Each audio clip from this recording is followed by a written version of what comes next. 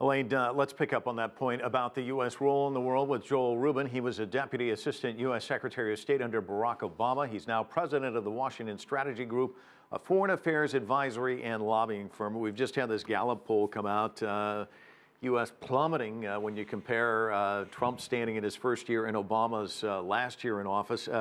Now Germany ahead, China ahead, Russia nipping at the tail. The poll done before he had these unflattering comments about Haiti and the African continent. Put it all into perspective for us.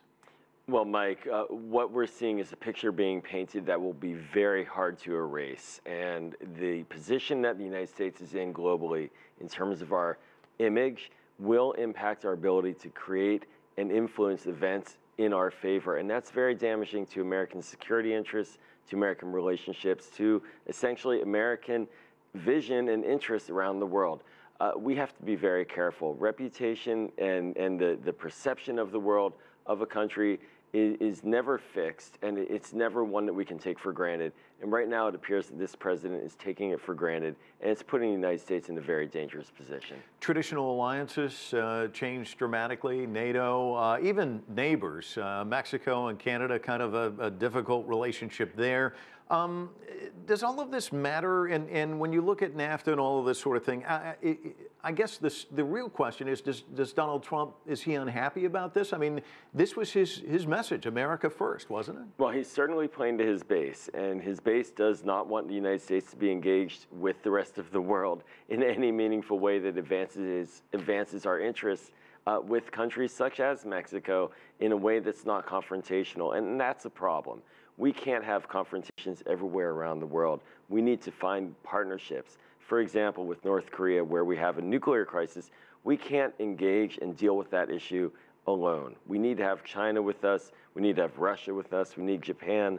We need the neighbors in the region. If we push them away, it's just us alone. And unilateralism in American foreign policy is very dangerous. We've been through that experience recently in Iraq. It has not, it's still ongoing. It did not end well.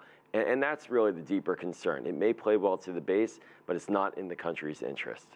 Insults, of course, Rocket Man comes to mind, the testy phone conversation with the Mexican president, and even insults, in a sense, hurled as his own Secretary of State. If you're a foreign leader, foreign country, how do you read all of that?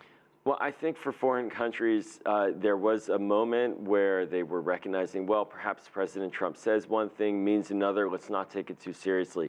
But it's ongoing, and it's been a year, and it's not stopping. So it's incredibly difficult to gauge. Now, the U.S. foreign policy right now is unhinged. There is no core strategy. There's a national security strategy that sounds very different from the president.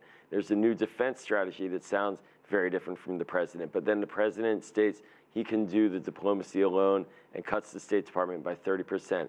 There's really no direction. And we see this even playing out, for example, in the current budget fight on Capitol Hill, where essentially Leader McConnell, the top Republican in Congress, said he doesn't understand where President Trump is on the issues that they're debating.